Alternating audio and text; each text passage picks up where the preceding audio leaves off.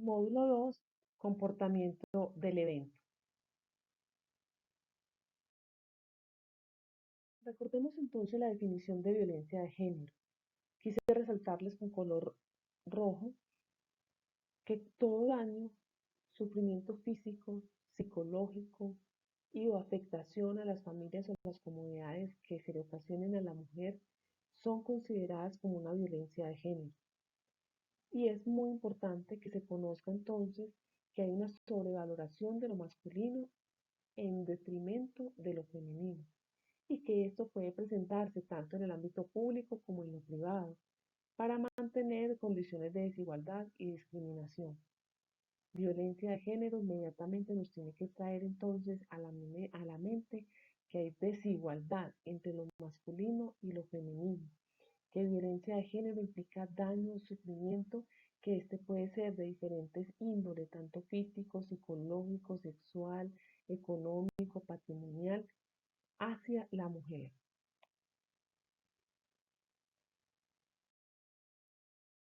Quise traerles entonces esta imagen en la que se evidencia un grupo de mujeres marchando eh, a favor de buscar básicamente eh, un cese a las agresiones con agentes químicos como una manera particular de violencia de género.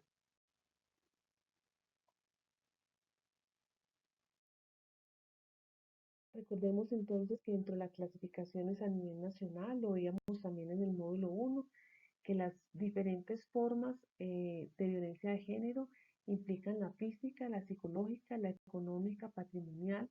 También tenemos dentro de las violencias de género la violencia sexual y que hay una definición aparte, una connotación aparte como forma de violencia de género a todas aquellas que sean generadas u ocasionadas por crímenes por agentes químicos, bien sea ácidos, álcalis o cualquier sustancia que ocasione lesión en la integridad de la piel.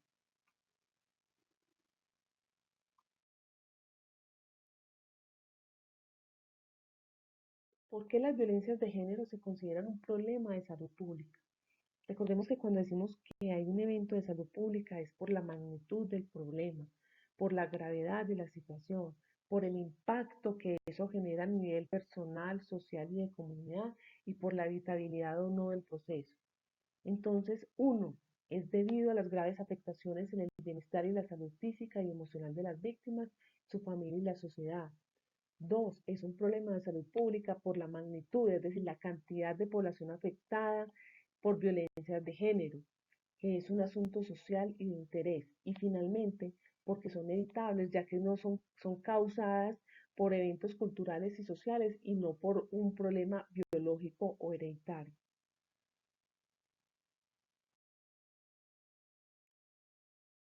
Como ya dijimos que es un evento de interés en salud pública, es muy importante hacer vigilancia del mismo.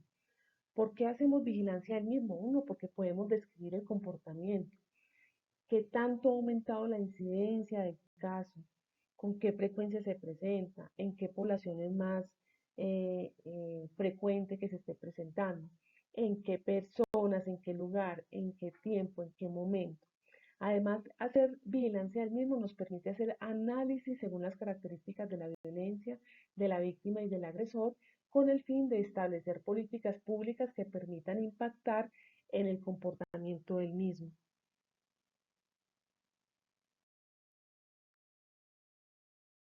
¿Cómo definimos entonces un caso de violencia de género?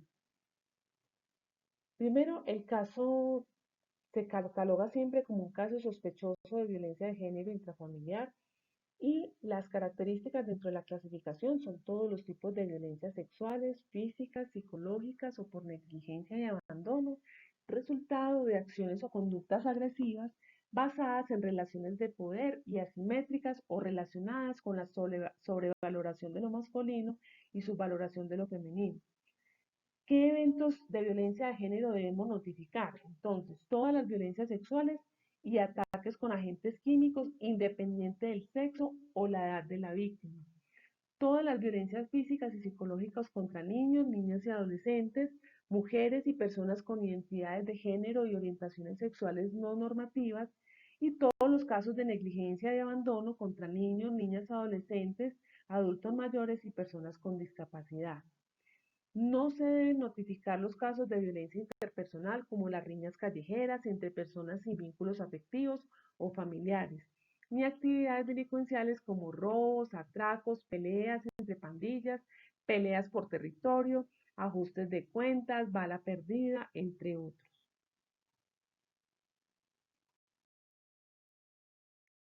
La notificación entonces del evento de violencia de género siempre se realiza de manera individual de cada uno de los casos y siempre se reportan a través del CIVIGILA usando la ficha de notificación individual. La violencia de género e intrafamiliar tiene el código INS 875, Código del Instituto Nacional de Salud. Recordemos que el CIVIGILA es el sistema de vigilancia epidemiológica donde reportamos todos los casos de eventos de interés en salud pública que requieren seguimiento y notificación obligatoria.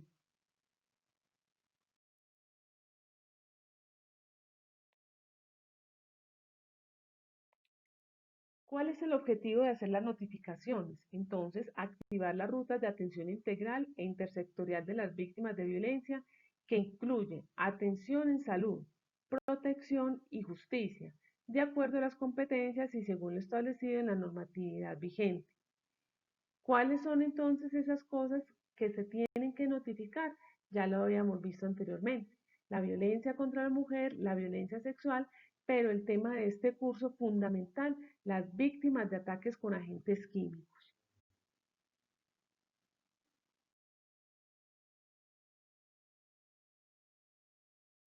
Recordemos entonces que la ficha de vigilancia epidemiológica del reporte es la número 875. Esto nos permite reactivar el protocolo de atención integral a víctimas de crímenes con ácidos y también, de alguna manera, protocolos para las víctimas de violencia de género. Esta es la ficha epidemiológica, como la vemos, tiene muchísimos ítems, pero vamos a analizar uno a uno para que conozcamos cómo vamos a diligenciar la ficha epidemiológica una vez que realicemos atención de víctimas de violencia de género y para el caso puntual del curso, la agresión por agentes químicos. Para el diligenciamiento de la ficha epidemiológica es importante que recordemos entonces que debemos diligenciarla con letra clara, legible, en la medida de lo posible sin tachones y sin enmendaduras. Y se comienza siempre con los datos de la víctima, los datos básicos, que son los nombres y apellidos del paciente, el tipo de documento de identidad. Aquí si no sabemos qué colocar, aquí en la parte del renglón inferior aparece la sigla que vamos a utilizar según sea el tipo de documento. Finalmente colocamos el número del documento de identidad. La modalidad de la violencia, entonces, si es violencia física, violencia psicológica, negligencia y abandono, abuso sexual, acoso sexual, violación, explotación sexual comercial de niños, niñas y adolescentes, trata de personas para explotación sexual, violencia sexual en conflicto armado y actos sexuales violentos. Dentro de los datos de la víctima es muy importante relacionar si la víctima tiene alguna actividad que le genere una situación o condición de vulnerabilidad. Ejemplos entonces, población LGTBI, consumidora de psicoactivos, trabajador sexual, desmovilizado, campesinos, mujer cabeza de familia, ama de casa, privados de libertad, víctimas de conflicto armado, reincidentes o víctimas que estén bajo efectos del alcohol. Para cada uno de esos ítems vamos a colocar sí o no, pero nunca los vamos a dejar en blanco. En datos del agresor es muy importante que tengamos claros que en algunos casos se puede conocer la edad, el sexo y el parentesco con la víctima, ¿cierto? Si es esposo, compañero permanente, novio, ex esposo, ex compañero, padre, madre, hijo, hermano, abuelo, padrastro, etcétera, u otros. En la parte 7.6, si convive o no con el agresor, si el agresor tiene, pertenece, es no familiar, entonces si es profesor, si es amigo, si es compañero de trabajo, compañero de estudio, desconocido, en fin, y si pertenece a un grupo perpetuador de la violencia como ejército, fuerza aérea, fuerzas armadas, policía, narcotráfico, bandas criminales, etcétera.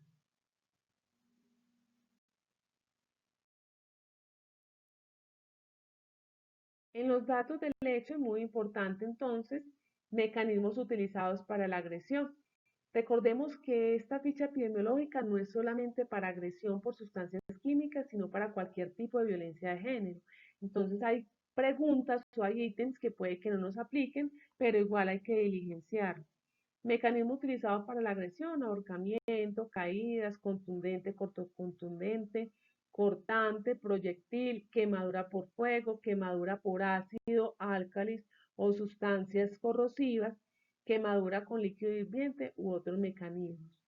Sitio anatómico comprometido por la quemadura. Entonces aquí ya después de nosotros evaluar a la víctima, señalamos entonces cuáles son los sitios anatómicos comprometidos, el grado de afectación, primero, segundo, tercer grado, la extensión según el porcentaje de superficie corporal comprometida, que lo vamos a ver en el módulo 5, la fecha en que sucedió el hecho, la hora aproximada y el escenario: vía pública, vivienda, centro educativo, oficina, establecimiento comercial, lugares de esparcimiento con expendio de alcohol.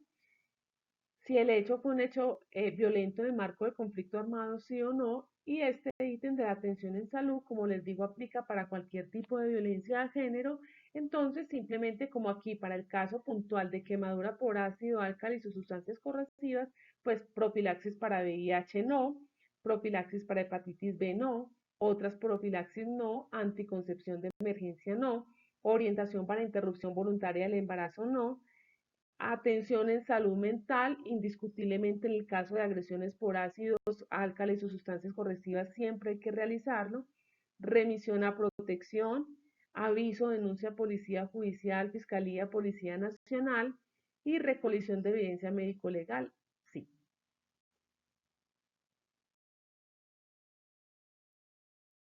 En este gráfico quiero mostrarles y que nos concentremos en el número de casos sospechosos de violencia de género según la semana epidemiológica en Colombia. Reportes desde el año 2013 hasta el 2017. El año 2013 entonces lo vemos con esta línea continua azul, es el número de casos reportados de violencia de género. En este año fue cuando se empezaron a hacer los registros epidemiológicos de los mismos y veíamos que estábamos más o menos entre 500 y 800 casos por semana epidemiológica. Luego, en el año 2014, comparado con el 2013, vemos que hay un incremento significativo, casi del 50% del número de reportes. Para el año 2015 también aumentó con respecto al año 2014, pero en menor proporción que entre el año 2014, 2013 y 2014. El año 2016 es esta línea que está con color naranja. Vemos cómo es el comportamiento, que cada vez va en aumento en comparación con el año 2013, y finalmente las barras verticales azules para el año 2017 del comportamiento. Vemos que al principio del año 2016 tuvo mayor reporte de casos en comparación con 2017, pero a medida que fue aumentando el año, el 2017 fue aumentando muchísimo más el número de reportes. Esto puede deberse a varias situaciones. Uno, que a medida que se han hecho diferentes campañas de sensibilización, las personas han denunciado más, han reportado, y entonces tenemos más datos estadísticos que nos han permitido aumentar el número de casos. Y segundo, que la vigilancia epidemiológica estrecha cada vez ha hecho que podamos identificar oportunamente diferentes actores y sectores los casos de violencia de género.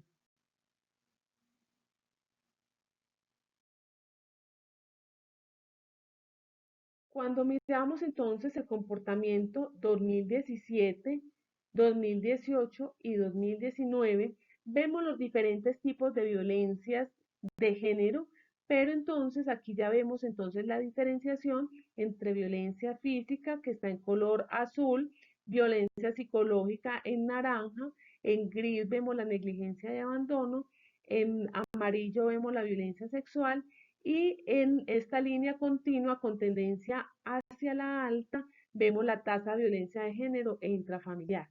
Es decir, si comparamos 2017-2019, la incidencia de violencia de género va en aumento en estos últimos 3 años.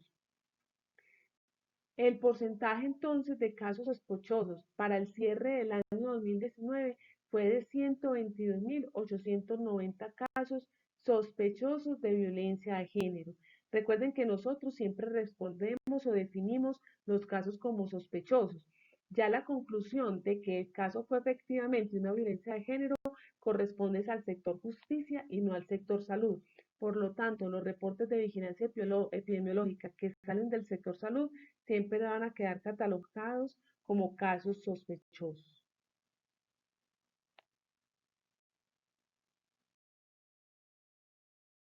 Al cierre de este módulo 2, entonces, hicimos un recorrido por el comportamiento del evento en salud pública. La violencia de género, como conclusión de este módulo, es un evento que se debe reportar en cualquiera de sus modalidades o presentaciones. Específicamente nos referimos a la atención de víctimas de violencias o quemaduras por ácidos, que es un evento que obligatoriamente tenemos que reportar a través de la ficha de notificación 875 y reportarse al sistema de vigilancia epidemiológica Civigila. Las estadísticas nacionales muestran un incremento significativo desde el año 2013 hasta el cierre del año epidemiológico 2019 en el número de casos y reportes de violencia de género. La tendencia es a la alta, la incidencia va en aumento. Uno, porque cada vez estamos más sensibles a que hay que reportar y notificar el evento. Y dos, porque ya hemos identificado cada vez más diferentes eh, modalidades de violencia de género que anteriormente la sociedad no consideraba como una violencia y por lo tanto no era sujeto a reporte de vigilancia epidemiológica.